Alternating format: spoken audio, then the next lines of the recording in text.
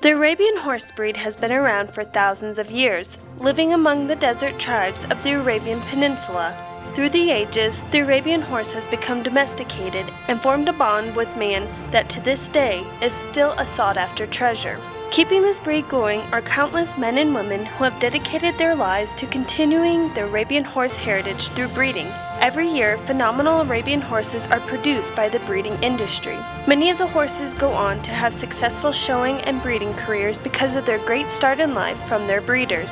AHA wanted to take a closer glimpse at the breeding industry, so we sat down with leading professionals and asked if they had any advice for individuals wanting to get into the breeding industry.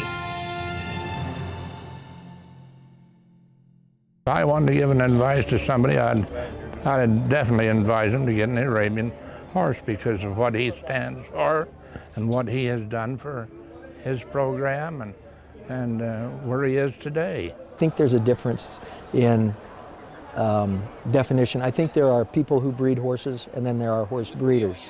I think it's always interesting how you really get into being a breeder as far as somebody who occasionally will breed a horse.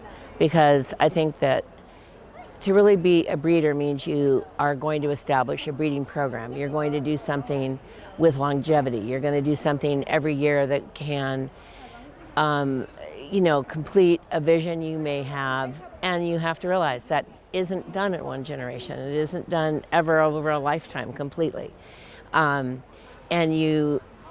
was very lucky to have an extremely fine mentor in Christine Crouch of Paragon Arabians, and we were great friends first, and my husband bought me my first Arabian through her. I became a client, eventually we became partners, but it was really the birth of my stallion showcase, and when I saw him I knew, oh, he is totally different than anything I've ever had or anything I'd ever seen at that moment. And he became a show horse, showed with Michael Byatt and did extremely well in the show ring. But when we got him home and really started to breed him and these babies started coming, and I knew then, well, I think I have a breeding horse. Now what? And so I think you either come in on the stallion side or the mare side. You have to have great mares. They're my treasures. There is no question about it. But for me, it became, how do I help him leave a legacy? Everybody has their own paintbrush that they can paint with and their own ideal. And so train your eye to what you like and then find that foundation mare and go for the make the investment in the very best that you can afford to do, because I feel that foundation mare is so important. I guess I look back to my parents started with 2 main foundation mares, and I still carry the bloodlines of that. And my largest family is on the farm is from that. Still back there, the foundation mare that they bought in the mid-70s. Breed what you like first, and then get the best that you possibly can afford to start with, and continue to go up from there in your quality. Always start with the best that you can, and breed to the best that you can, and don't reinvent the wheel either. There are plenty of breeders that have been breeding for decades that have established breeding programs. Pick that style of horse that you like and build on what they've already done. You don't need to make the same mistakes that they made 30 years ago. When I started, there was a major breeding farm that was close to where I lived, and I always loved their horses, and they did very well. And I bought horses from them. I bred to their stallions, and it wasn't working. And I was smart enough to realize at some point that it wasn't working. So that's a case where you try to emulate what someone else does, and you're not gonna, I was a young person, I didn't have a lot of money, so you're trying to do this on a budget, which it's tough to do, so I wasn't buying their best horses. And so I'd be buying a full sister or something that was probably better than the mare I was buying, and you know, the results just weren't what I was hoping there was going to be. They always say that, you know, a horse can outrun its pedigree, meaning it can outperform, you know, its parents, but it can never outbreed its parents. And so fundamentally it's important to, you know, if you have any desire ever to continue forward with that horse, I mean, you have to have an understanding of that. And I think from a breeding aspect, and primarily I learned, you know, primarily I think of myself as I love the breeding aspect of it. I learned that from my parents, instilled that from my parents, and the reality, I think that it's so important to start with a really good mare, I think, and not get carried away with the fads of the day. And I mean, it's easy to go to Scottsdale where it's all glitzy and they have the promotions and everything, but really start with that, you know, as good a mare as you can afford, and as good a pedigree as you can afford, rather than 3 horses or 5 horses that have, you know, 1 horse, and really have the best that you can afford. Read as much as you can, learn about the different horses, learn that these horses are not just names on a piece of paper, but they actually represent something, and they represent a certain group of characteristics, and you have to learn what those characteristics are. So I think that I would recommend that new breeders learn as much as they can about not just the bloodlines and what is popular now, but what those bloodlines represented in the past, what interesting horses are in those families, and what they represented, how good they really were. Learn the conformation, learn how a horse is supposed to look. And conformation is like engineering. You have conformation and you have breed type. Conformation, riding horse conformation is the same for any breed of horse. It doesn't matter whether it's Arabian or quarter horse or saddlebred or any of the other numbers of breeds of horses. The basic conformation is like an engineering on how that horse is put together and how each part physically functions in relation to the other parts of the horse. So you should learn what a straight leg is, learn how the legs are supposed to fall, learn what a good shoulder is, and learn what good movement is, not just the snort and blow that makes the Arabian so attractive, but the actual physical characteristics of how a leg is supposed to move forward, how a croup is supposed to move, how a shoulder is supposed to move, what the neck is supposed to do when a horse is moving, what a neck represents, you know, and for example, the neck is a balance mechanism against what the body does. And so you have to make sure you can see what a balanced horse is, what it means, because everything fits together. And any little hole in any one section of your engineering will make your machine not work as well or not work as efficiently. And a horse is exactly that. And so any little problem, a straighter shoulder, a lower set neck, an offset cannon, a small foot, a hock without proper angulation, a short croup, a longer croup, all of these things all fit together. And if your horse isn't a complete picture, then you have to work out where you're going to have issues with that horse, where it's going to break down, what part's not going to be as strong as another part. And I think that that's the most important thing to learn. When you're breeding, many people breed for what nowadays is called the wow factor. They're looking for the extreme head, the extreme tail, the snort and blow. And all of that is wonderful and it's part of the Arabian. But if you don't, in all of this, have a useful functioning horse, then all of the snort and blow in the world will not help you long term if your horse isn't a basic, correct individual. Well, you know, now we seem to, you breed for this, you breed for that, you breed, where at one time you didn't do that. And our horse, the Arab horse, is probably still is the most versatile horse you can have. If you're going to breed for a performance horse, then you need all those, the shoulder, the neck, good legs. Better have good legs or that horse is going to break down on you. You a halter horse, you want a little more prettiness. But they still got to have good legs, a short back. Conformation is important no matter which way you go with the horse. Define where you want to go, what activity you want to participate in, and then try to step back and not get caught up in everything, but be a student of the horse. Go to the farms, look at the horses, look at the different bloodlines, and see what strikes you as important. Don't be a catalog breeder. I do research the pedigrees, but I have to like the individuals. I just won't buy off of a pedigree. Pedigrees are great, but if I have to feed that horse and look at that horse every day, I want it to be something that's pleasing to my eye.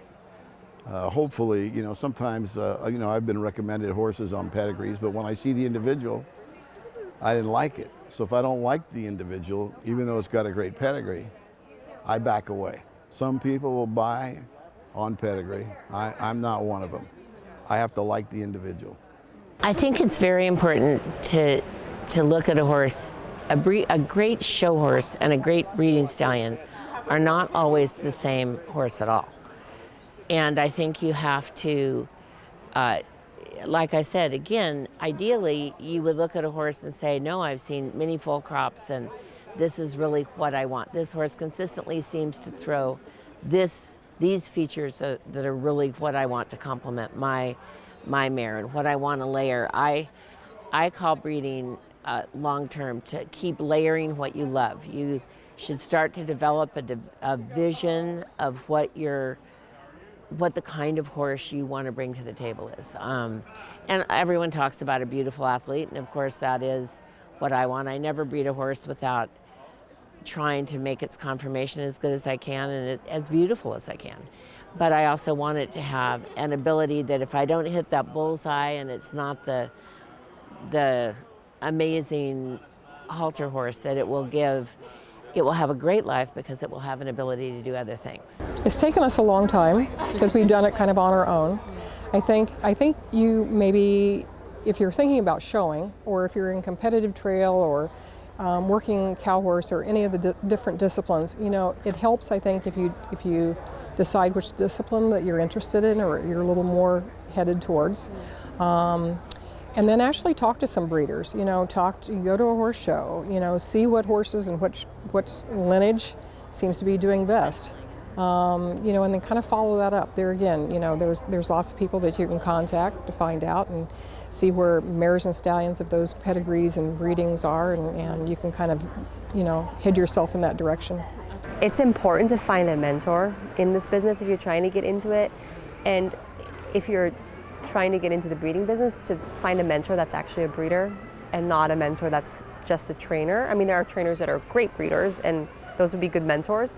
But I kind of caution people to just be careful to not just have a mentor that's gonna sell them breedings to the stallion that they're currently showing, and then the next year it's the next stallion that they're currently showing, because that's not necessarily a way to build a breeding program, although breeding programs have been built that way. So I think it's important to find breeders that these new breeders can learn from, and I think that's my number one advice. Mrs. T said to me many, many long years ago, Mrs. Tanksley said, hitch your wagon to a star initially, and then follow, if you're happy with that person, follow their mentorship, and that's the good way to get started. And to start with, good horse, good bloodlines, and the best you can afford, and go forward from there. The one thing that I've learned is that to really be good, you have to be open-minded and consultative in your approach to anything. And so this industry is filled with knowledgeable people who all want to help. And so reaching out to people who have the experience, the knowledge, their willingness to share, you can make wonderful decision. I think the advice is to, surround yourself with good, honest people.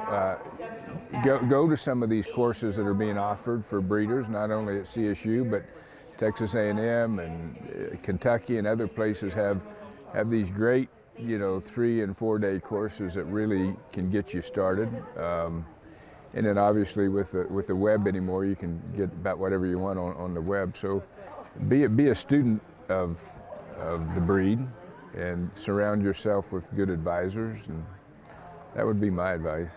I would like to encourage people to research things, and I'd like to see the registry as well. We do have some genetic faults that we can test and make sure that people are breeding responsible. We have tests for SCID, CA, and LFS. I would encourage people to research that. Don't make a decision of the value of an animal or part of your breeding program by just evaluating a baby. Good things take time. A lot of swans came from ugly ducklings. And believe in your own dream, believe in your own passion. Well, it's very simple. Give yourself time to learn.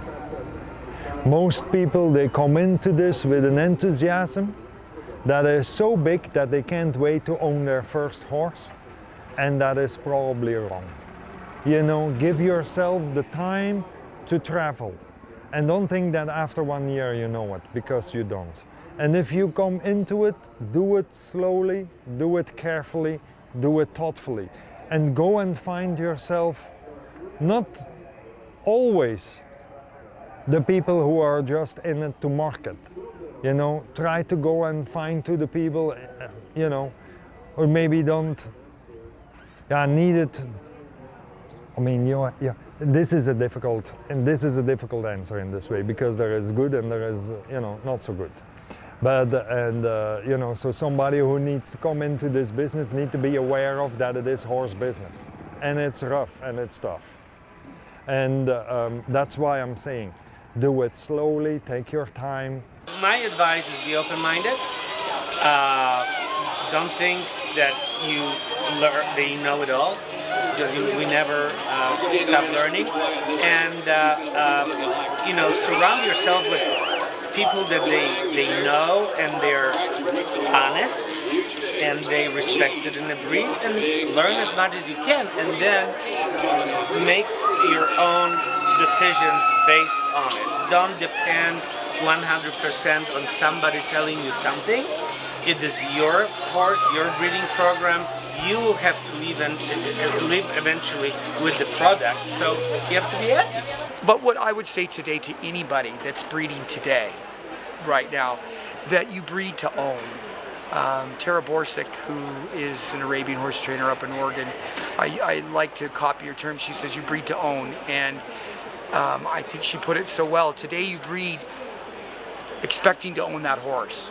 Now, if it turns out so great, or it's just a horse that somebody else wants and comes along and is wanting to buy it from you, and it's a price you're willing to accept, and you're so fortunate, then go ahead and sell it. But don't ever plan on that. But we always tell them, it's not a business. You need to do it because this is what you want to do. I'm going to go back to passion. You have to have a passion for it. It's not a, get rich quick scheme. I mean, it isn't. Always feel responsible to take that knowledge forward and pass it on to the next generation. And those are always the things that I consider when I'm making breeding decisions and helping people make breeding decisions and imparting knowledge. It's something that I'm extremely passionate about. We take a group of breeders to Poland each year to try to teach them about breeding, not necessarily about Polish breeding. The Polish state studs become our classroom because of their long success story. But really it's essentially how to be responsible stewards with our breeding horses and how to learn from each generation as we go forward to make the best generation possible. It's important that we keep the integrity of the Arabian horse and what the Arabian is supposed to look like.